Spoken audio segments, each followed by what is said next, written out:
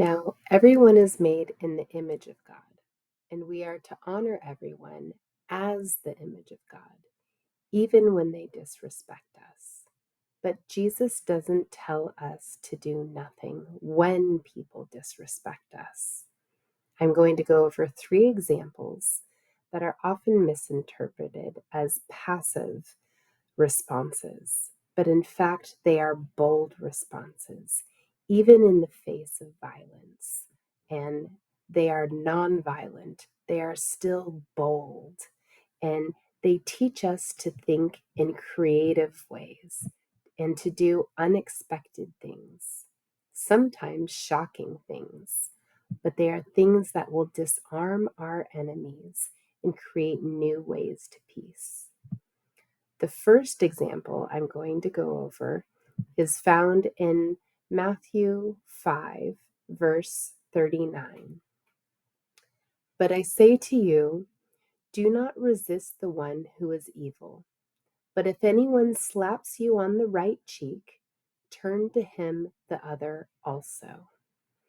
So at first, this seems very passive, but this is not allowing someone to continue to beat you up. This is not allowing somebody to hit you repeatedly. If someone slaps you on the right cheek, that means that they are slapping you with their dominant hand in a back slap. And there's historical evidence that shows that this type of a backhand slap is a slap that is actually punishable in the court of law because it is so offensive, because it puts you down a social class. And this culture values honor so much that this was something you could take somebody to court to. So Jesus here is saying if somebody dishonors you by slapping you in this dishonorable way to say that you are now below me, then you are to turn your other cheek, which means that you are forcing them to now slap you again with an open hand, which is now slapping you as an equal.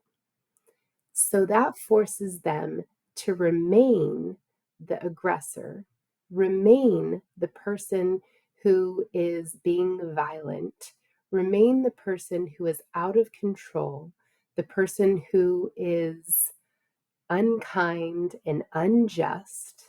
You are not responding in the same way. You are in control and you are showing to everyone that they are in the wrong, but you are regaining your dignity and you are getting your honor. It is a really amazing example of how God shows us that we have ways to get our power back that is not the same way as other people. The next one is Matthew 40. And if someone wants to sue you and take your shirt, hand over your coat as well. This is another one that we need, again, historical context. Because in these times, most people only had one pair of clothing. And your shirt is what you kept to on your body all of the time. And your cloak, your coat, is what you used as a blanket. And what he's referring to is actually a law in Exodus. And this says, if you take your neighbor's cloak as a pledge, Return it by sunset, because that cloak is the only covering your neighbor has. What else can they sleep in? When they cry out to me, I will hear, for I am compassionate. So it's really only lawful to take the coat because people use that as a blanket. So what's happening here is that if somebody is suing for your shirt, then they are taking something they should not be taking. They're kind of being devious and doing something they should not be doing. They are not doing right. And so they're saying, make a scene of it. If you give them your cloak also, you are going to be standing naked and exposed.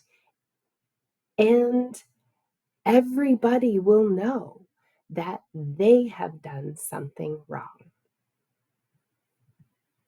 I'm going to pause because this video is a little too long, and I'm going to make another slide.